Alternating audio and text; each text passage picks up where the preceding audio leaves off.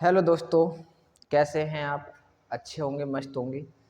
तो आज हम अपना स्टार्ट कर रहे हैं क्लास 10th की एक्सरसाइज 1.2। मैंने आपको पिछली कक्षा में क्लास 10th की एक्सरसाइज 1.1 तो करा दी थी। आपको समझ में भी आ गया होगा। अगर कोई ऐसा क्वेश्चन है जो आपको समझ में नहीं आ रहा हो तो आप मुझे कमेंट करके बता देना, ठीक है। तो आज हम अपनी 1.2 पढ़ेंगे, जिसमें आपकी एक्सरसाइज है परिमेय संख्याएं और अपरिमेय संख्याओं के बारे में बताएंगे। तो हमने आपको यहाँ पर क्वेश्चन देखिए, क्वेश्चन लिखा है कि सिद्ध कीजिए कि √5 एक अपरिमेय संख्या है। √5 इज आपका इरेशनल नंबर, ठीक है। आपको चेक करना है कि √5 आपका एक इरेशनल नंबर है क्या, तो प्रूव डेट करना है।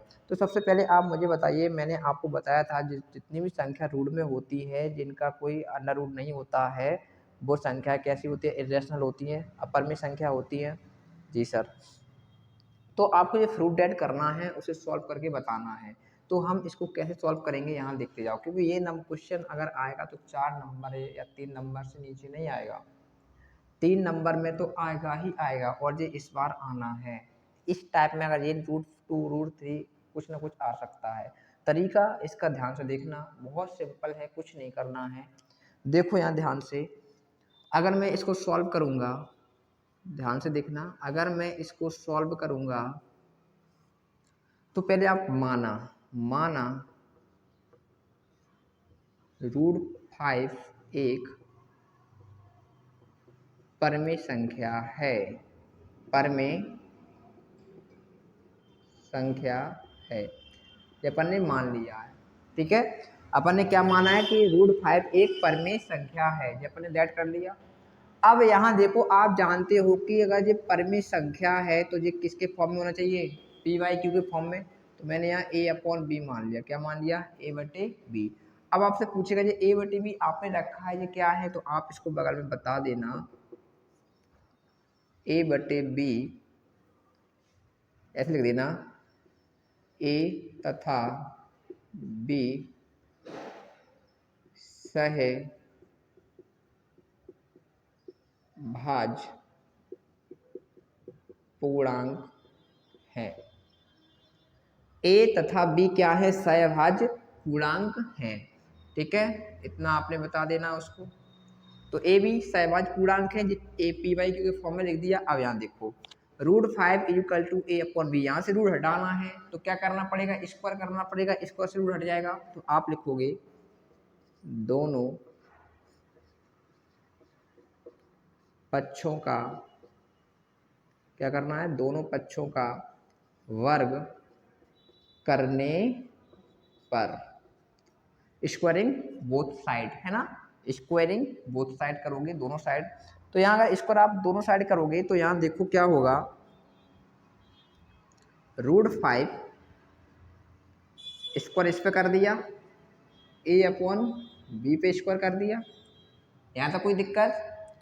स्क्वायर करना था, स्क्वायर कर दिया, इस पे भी स्क्वायर कर दिया, घात 2 चढ़ा दी। तो √5 का स्क्वायर कितना बार निकल के आएगा? आप कहोगे सर 5।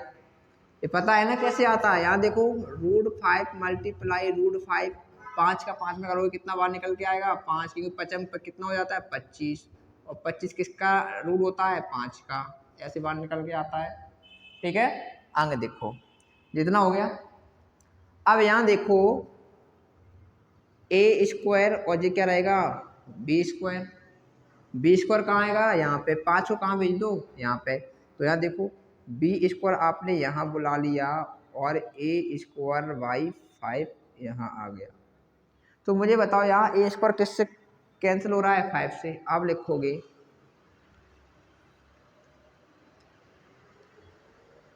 यहाँ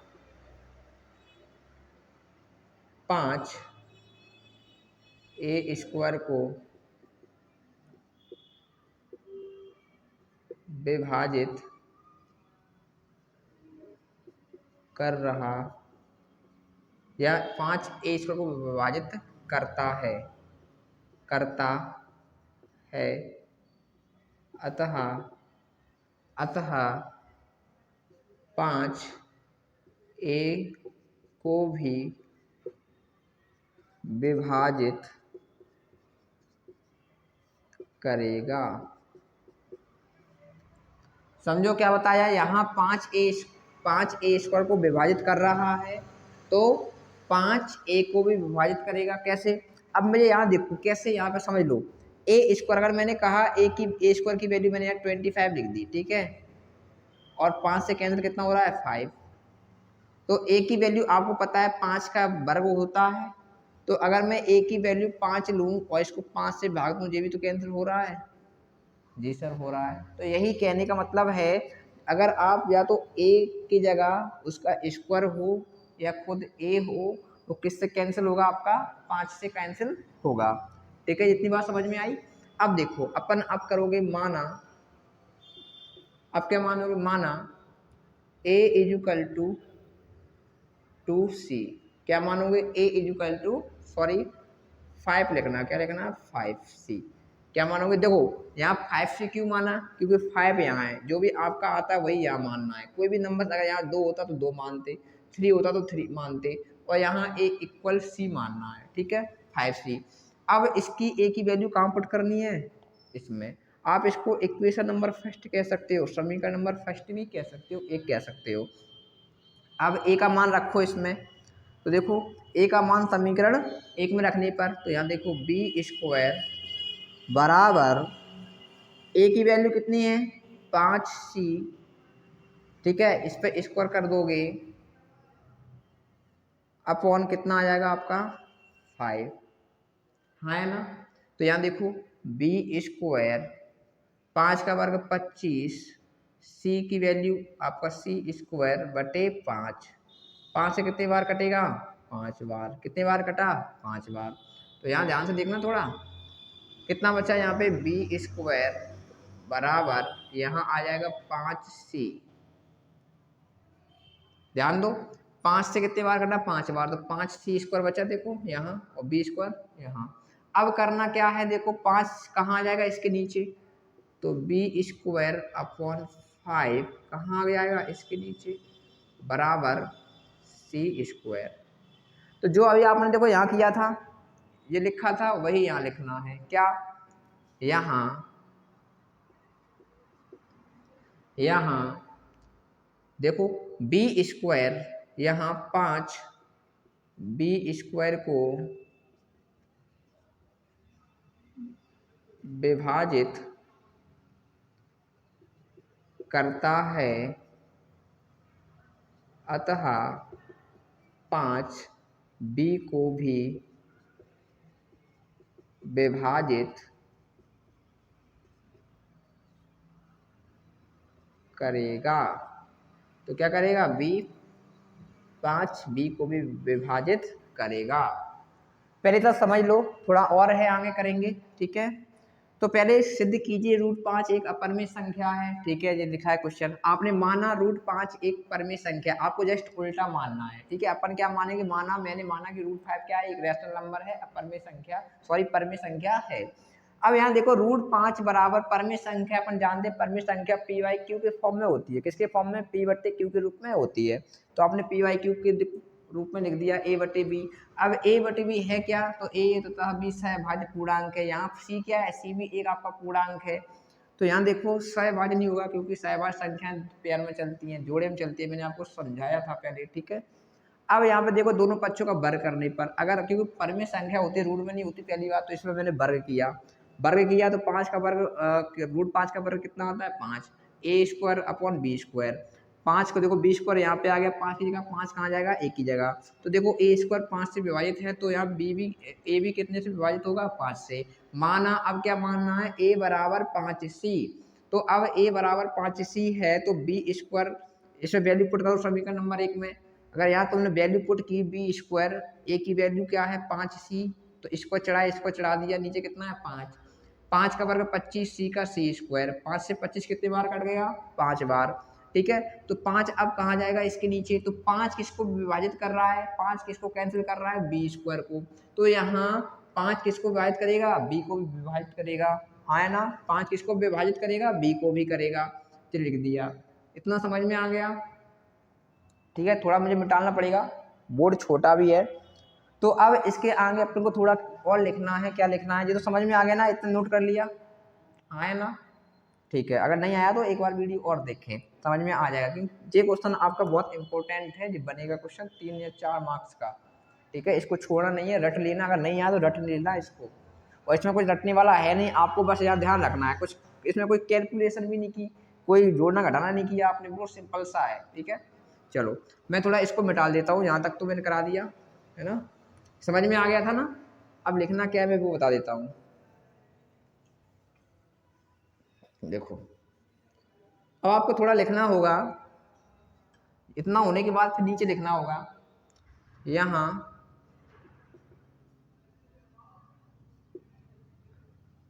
ऐसे लिखना, समीकरण जे एक आया था और जे वाला क्या था, बी स्क्वायर अपॉन 5 बराबर सी स्क्वायर। जी क्या समझे, समीकरण नंबर 2। समीकरण एक तथा 2 5 से विभाजित हैं, क्योंकि इनके गुणनखंड में, ठीक है, क्योंकि इनके गुणनखंड में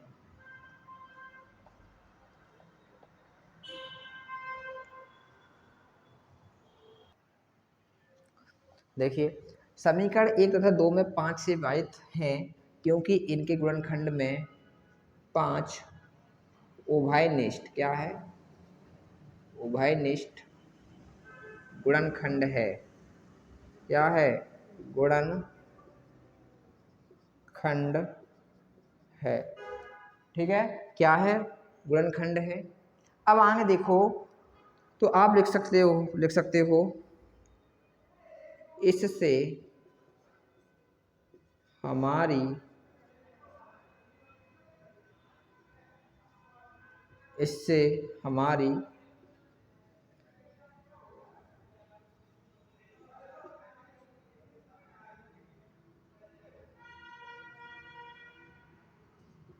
विरोधाभास प्राप्त होता है कि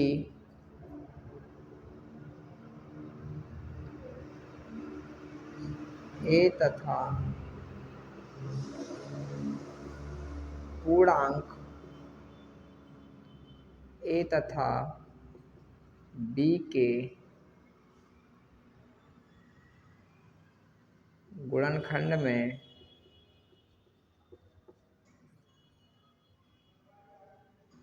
उभयनिष्ठ लिख देना, उभयनिष्ठ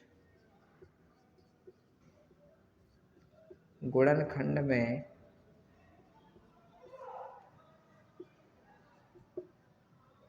एक के अलावा अन्य कोई गुणनखंड नहीं है। इससे हमारा विरोधाभास गलत कल्पना से प्राप्त होता है। अपन ने गलत माना था ना, तो इससे हमारा विरोधाभास गलत कल्पना से प्राप्त होता है कि पूर्णांक ए तथा बी के उभयनिष्ठ गुणनखंड में एक के अलावा अन्य कोई गुणनखंड नहीं है, अन्य कोई गुणनखंड नहीं है। अतः √5 एक अपरिमेय संख्या है। बस हो गया। यहाँ थोड़ा लाइन लिखनी पड़ेगी आपको, यहाँ तक तो कोई दिक्कत नहीं थी। अब देखो, समीकरण 1 और 2 आपने निकाला, इसमें 5 से विभाजित है दोनों, और इनका जो 5 से विभाजित हैं तो इनमें एक उभयनिष्ठ गुणनखंड भी होगा, क्या है, 5। अब इससे हमारा विरोधाभास प्राप्त होता है कि पूर्णांक ए तथा बी के उभयनिष्ठ गुणनखंड में एक के अलावा अन्य कोई गुणनखंड नहीं है। क्योंकि आप √5 का कोई गुणनखंड निकालोगे तो यहाँ पे कोई गुणनखंड नहीं होगा इसका, तो एक के अलावा अन्य कोई गुणनखंड नहीं है, अतः √5 एक अपरिमेय संख्या है। बस इतना आपको सॉल्व करना है। ठीक है, एक बार वीडियो आप दोबारा चला के देखेंगे, दोबारा देखेंगे तो आपको समझ में आ जाएगा। क्योंकि ये 4 या 3 मार्क्स का क्वेश्चन आना है तो थोड़ा इम्पोर्टेंट है, नहीं तो आप इतना याद कर लेना इसको, अगर नहीं आए तो। ठीक है, अब आगे ध्यान देना, अब इसी टाइप में क्वेश्चन अगर आपका देखो √5 लिखा था यहाँ पे √5 आपका √3 आए या √2 आए, ऐसे ही करना है। क्या करना है? ऐसे ही करना है। बस वैल्यू कितना चेंज हो जाएगी, √5 की जगह कितना आ जाएगा, 3 आ जाएगा, 2 आ जाएगा। तरीका यही रहेगा, 2 आएगा तो यहाँ 2 लिख देने, जहाँ 5 रहेगा वहाँ 2 लिखते जाओ। पूरा करना, कॉन्सेप्ट पूरा यही है। इसी कॉन्सेप्ट के साथ आपको पूरा सवाल करना है। ठीक है, चलो अब मैं थोड़ा इससे अलग सवाल कराता हूँ एक। ठीक है, चलिए तो मैं इससे थोड़ा अलग सवाल कराता हूँ। ये तो हो गया।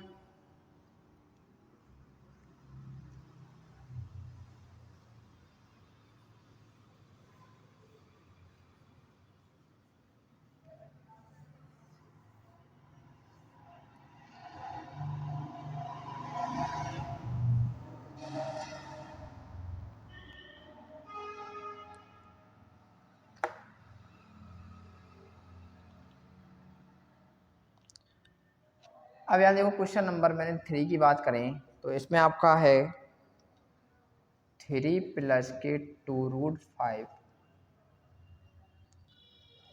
अपरिमेय संख्या है। ये आपको प्रूव दैट करना है। ठीक है, ये निकालना है आपको। ठीक है, अभी एक एक निकाल रहे थे, अब 2 संख्याएं हैं। अब यहाँ देखो सॉल्व करोगे, आप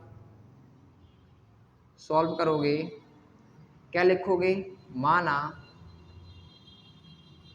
3 + के 2√5 एक क्या है, परिमेय संख्या है। क्या है? परिमेय संख्या है। आपने लेट किया।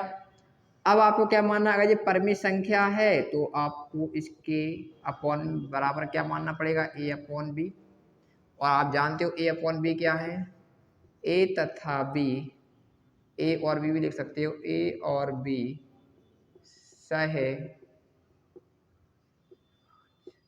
सहभाज्य पूर्णांक है। ठीक है, अब यहाँ देखो तो यहाँ 3 लिखा है, 3 को कहाँ लाओ आप, इस तरफ। तो यहाँ बचेगा 2√5, तो a/b जो प्लस का इस तरफ आया किसका होगा, माइनस का।